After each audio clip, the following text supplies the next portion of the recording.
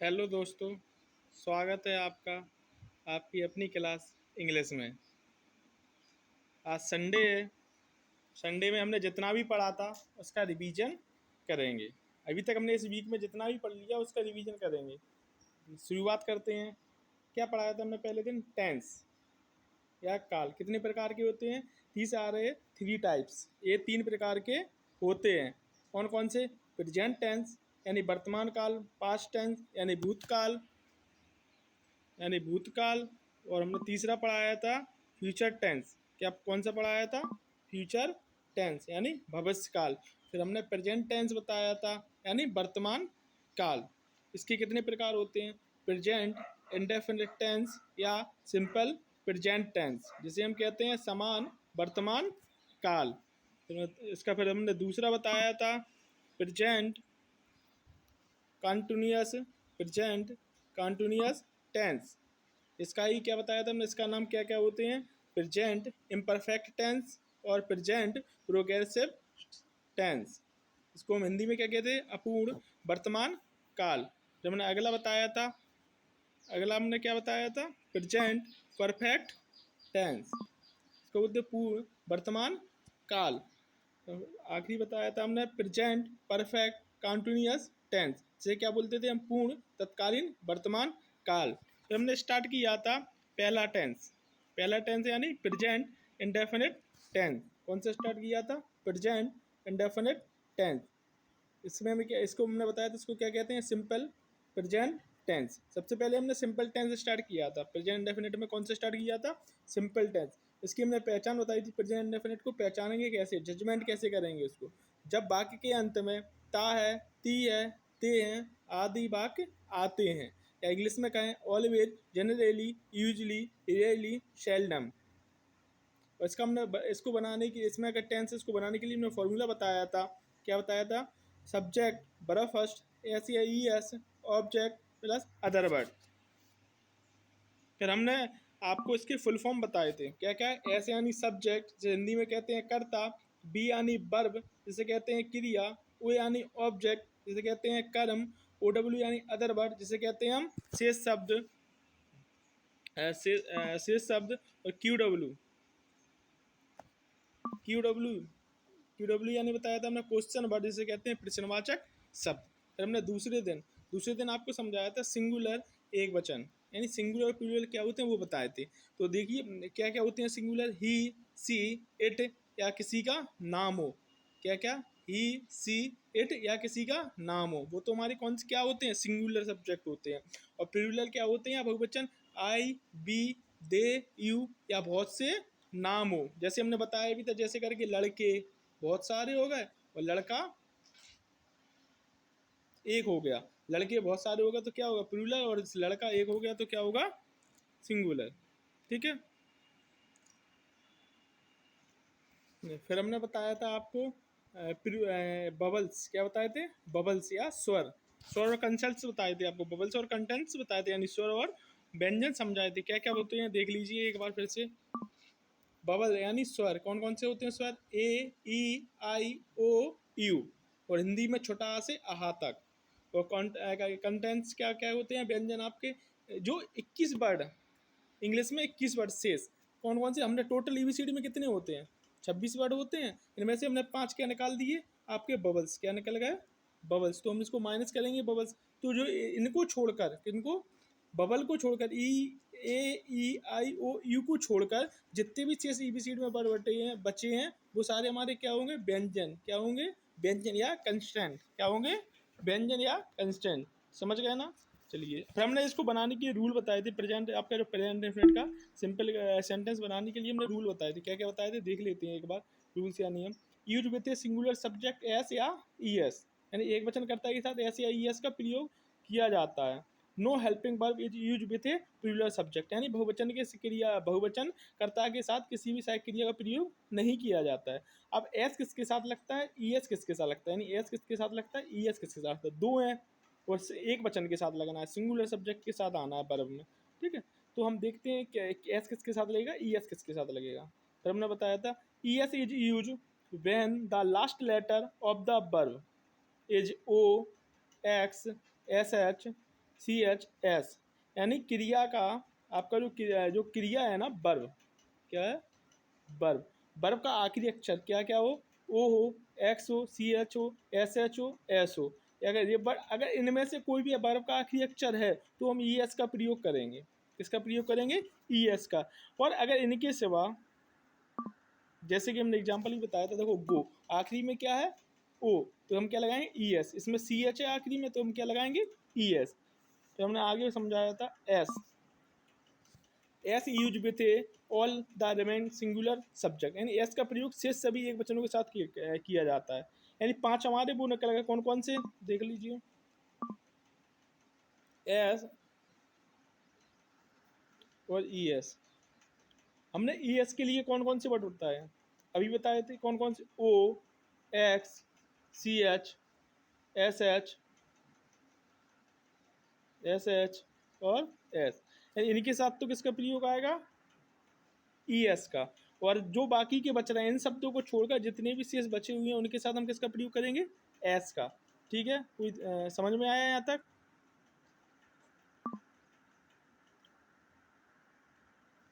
फिर आखिरी नियम था, if the last letter of the verb is Y then IS is replace by but if there is vowel letter before Y then only S is use without removing Y. हमने सीधी सी बात करें, अगर अगर वर्ब का आखिरी अक्षर by है तो बाई को हटाकर क्या लगाएंगे हम? IES लगाएंगे। परंतु बाई से पहले स्वर, स्वर कौन कौन से हमने अभी बता के चले हैं आपको, कौन कौन से होते हैं स्वर? एक बार बोलिए। A I E O U, यही तो होते हैं स्वर। अगर बाई से पहले अगर इनमें से कोई एक अक्षर आ रहा है तो हम बाई को ना हटाकर क्या लगाएंगे? सिर्फ S लगाएंगे। क्या लगाएंगे हम? सिर्फ S। देख लीजिए एग्जाम्पल, फ्लाई, देखो इसके L है, फ्लाई ऐसे ही तो होता है, इसके पीछे L है, तो ये बबल तो है नहीं है, क्या है? कंटल से स्वर है, तो हम बाई को हटा के क्या लगा देंगे? IES लगा देंगे। ऐसे प्ले, प्ले बाई क्या है? बाई से पहले स्वर है, स्वर आपका बबल होता है, तो हम बाई को हटाकर क्या लगाएंगे? S लगाएंगे। ठीक है, अगला टेंस देखते हैं। इसके हमने एग्जाम्पल बताए थे आपको, राम खाना खाता है, राम ईट्स द फूड, यानी सब्जेक्ट आपका राम हो गया, वर्ब आपका खाता, ऑब्जेक्ट। तो राम सब्जेक्ट की मीनिंग, क्या फॉर्मूले, कौन से फॉर्मूले से बनाते हैं? फॉर्मूले भी याद रहने चाहिए। सब्जेक्ट प्लस वर्ब, S या ES plus object plus other word. सबसे पहले सब्जेक्ट, सब्जेक्ट क्या है? राम, फिर वर्ब क्या है? खाता, खाते की मीनिंग ईट। अब S या ES रूल्स में से हम देखेंगे, इसमें क्या लगेगा? S, फिर लगाएंगे हम ऑब्जेक्ट क्या है? The food. ठीक है बेटा, ऐसे ही हमने ये बनाया था, हम बाजार जाते हैं, वह बाजार जाती है, सी गोज टू मार्केट, से सीता आसमान में पतंग उड़ाती है, सीता फैलाइज ये काइट। हमने 4 एग्जाम्पल बताए थे। अगला टेंस देखते हैं हम। अगला टेंस कौन सा पढ़ाया था हमने? नेगेटिव सेंटेंस या नकारात्मक वाक्य, जिसके लिए हमने फॉर्मूला बताया था, सब्जेक्ट डू या does, note plus verb first plus object plus other word.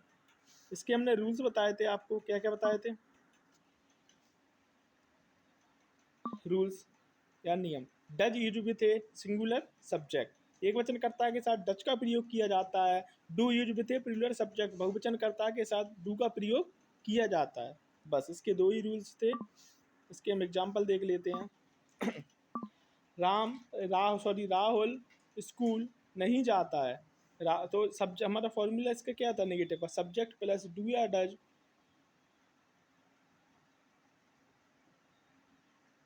Do या does plus note plus verb first plus object plus other word, यही तो था।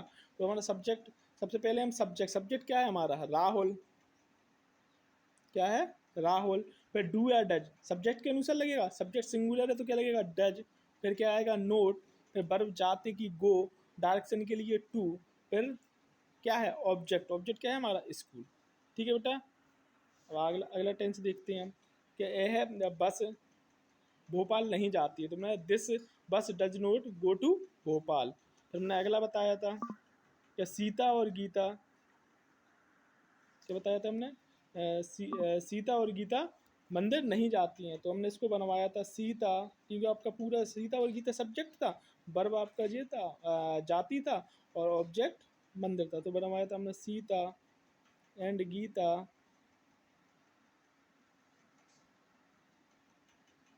Do not go to temple. ठीक है, चलिए आगे देखते हैं। फिर मैं टेंस पर आया था, इंट्रोगेटिव सेंटेंस फर्स्ट, यानी प्रश्नवाचक वाक्य फर्स्ट। इसको हम फर्स्ट वाले को कैसे जजमेंट करेंगे, देखिए, the question word comes at the beginning and the question mark remains, यानी प्रश्नवाचक शब्द तो शुरू में आएगा और उसमें क्या लगेगा रहेगा, प्रश्नवाचक चिन्ह लगा रहेगा। ठीक है, क्या क्या रहेगा उसमें, प्रश्नवाचक वाक्य शुरू में आता है और प्रश्नवाचक चिन्ह लगा रहता है। चलिए, इसको बनाने के लिए हमने फॉर्मूला बताया था, क्या बताया था, डू या डज प्लस सब्जेक्ट प्लस बड़ा first plus object plus other word और क्वेश्चन मार्क चिन्ह। इसके रूल्स थे, वही रूल्स है, does use with a singular subject, एक वचनकर्ता के साथ डज का प्रयोग किया जाता है। Do use with a plural subject, बहुवचनकर्ता के साथ डू का प्रयोग किया जाता है। और first helping verb are place according to the subject, यानी हम सब्जेक्ट के अनुसार सबसे पहले क्या लगाते हैं, सहायक क्रिया लगाते हैं, किसके अनुसार, सब्जेक्ट के अनुसार। तो हमने थोड़े एग्जांपल बताए थे इसके, क्या तुम ईश्वर पर भरोसा करते हो, तो इसका फॉर्मूला क्या था, डू या does plus subject plus verb first plus object plus other word और क्वेश्चन मार्क चिन्ह। सबसे पहले सब्जेक्ट क्या है हमारा, सब्जेक्ट क्या है, सब्जेक्ट है हमारा, क्या है,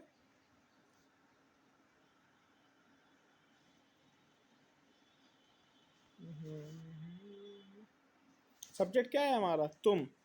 फिर वर्ब क्या है, भरोसा करते। ऑब्जेक्ट क्या है, ईश्वर पर। तो डू या डज किसके अकॉर्डिंग लगता है, सब्जेक्ट के अकॉर्डिंग। सब्जेक्ट क्या था हमारा, तुम प्लूरल है तो क्या लगेगा, डू। फिर सब्जेक्ट यू, यानी तुम। फिर भरोसा करते, बिलीव। ऑब्जेक्ट क्या है, ईश्वर पर, तो इन गॉड, और क्या लगेगा, क्वेश्चन मार्क चिन्ह। ठीक है बेटा, अगला देखिए। अगला था, क्या तुम झूठ बोलते हो, तो बनेगा डू यू लाई। क्या राम आगरा में रहता है, तो बनेगा does Ram live in Agra. अगला देखिए, फिर हमने इसको इंट्रोगेटिव सेकंड सेंटेंस पढ़ाने से पहले कुछ इंट्रोगेटिव वाक्य लिखाए थे। कौन कौन से लिखाए थे देख लीजिए।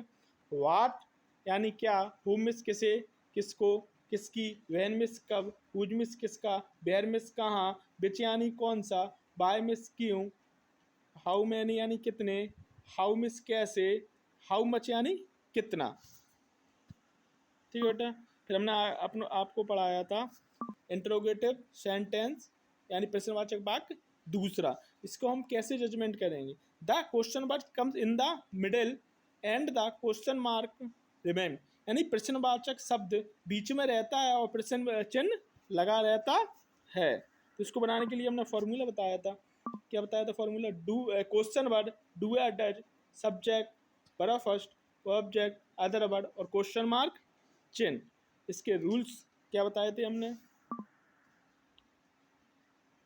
Does use with a singular subject, एक वचनकर्ता के साथ डज का प्रयोग किया जाता है। Do use with a plural subject, बहुवचनकर्ता के साथ डू का प्रयोग किया जाता है। First comes the meaning of the given question word, सबसे पहले हम प्रश्नवाचक शब्द की मीनिंग लगाते हैं, यानी जो भी वाक्य में दिया रहता है ना क्वेश्चन वर्ड, प्रश्नवाचक शब्द कब क्यों कैसे हमने बताया ना, सबसे पहले तो हम उसकी मीनिंग लगाएंगे। ठीक है, वही हमने फॉर्मूले में भी बताया आपको वही वाली चीज़।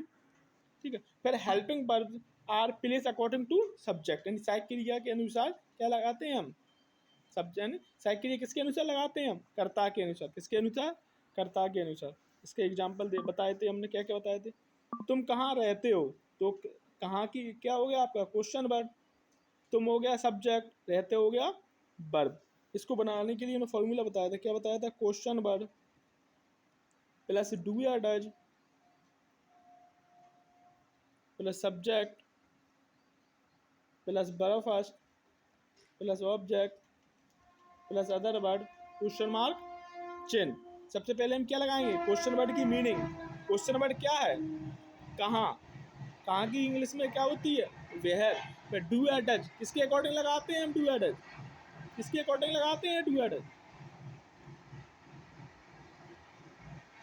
सब्जेक्ट के अनुसार। किसके अनुसार, सब्जेक्ट। सब्जेक्ट कैसा है हमारा, प्लूरल है। कैसा है, प्लूरल। तो हम क्या लगाएंगे, डू।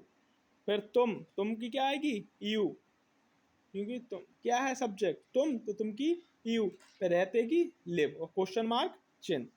ठीक है बेटा। फिर हमने ये बताया था वह स्कूल साइकिल से क्यों जाता है, तो बना हुआ था वह does he go to by cycle, उसे क्या अच्छा लगता है। हमने कल ही बताया था, इसको हम दो तरीके से बना सकते हैं, सॉरी, वह डज ही लाइक, वह डज ही लाइक। कल भी बात की थी हमने कि थिंक और लगा, थिंक यानी हमने फीलिंग या सोचने के लिए बताया था ना, फीलिंग, फील के लिए, और लाइक बताया था आपको पसंद के लिए, इसके लिए पसंद के लिए। ठीक है, तो फील या सोचना क्या हो गया आपका, थिंक। तो इससे अच्छा लगता है, ऐसे अगर एक हम टेंस से बता सकते हैं आपको कैसे, एक देख लीजिए आप, जैसे कि उसे क्या लगता है, उसे क्या लगता है, उसको हम कैसे बनाएंगे, सब्जेक्ट, क्वेश्चन वर्ड, और लगते ही क्या हो जाएगा आपका, वर्ब। क्या होगा, वर्ब, वर्ब। तो सबसे पहले क्वेश्चन वर्ड क्या है, व्हाट, उसे की, फिर उसे क्या है, सब्जेक्ट, क्या लगेगा इसमें, डज, फिर उसे की मीनिंग ही। अब लगता, उसे क्या लगता है, वो आपके बारे में क्या सोचता है, सोचने की बात आ रही है। फीलिंग, फील ही तो कर रहा है वो आपके बारे में, क्या फील करता है, क्या सोच रखता है, तो क्या लगेगी इसमें, थिंक। क्या लगेगा इसमें, थिंक। और अगर वो पूछता ये क्या क्या उसे अच्छा लगता है, तो यानी वो तुम्हें पसंद के बारे में पूछ रहा है, तब हम उसमें क्या लगाते हैं, लाइक। समझ गए ना बेटा। चलिए, फिर हमने बताया था आपको तुम कब सोते हो, तो व्हेन डू यू स्लीप, या हम उसको तो बता सकते हैं when do you go to bed. चलिए बेटा, आज इस वीक का आपका रिवीजन कंप्लीट हो गया। कल हम फिर सुबह फिर आएंगे आपके बीच में नया टेंस लेके। कैसी लगी आपको आज की क्लास, कमेंट में ज़रूर बताना, लाइक और शेयर ज़रूर करना। थैंक यू, धन्यवाद, जय हिंद।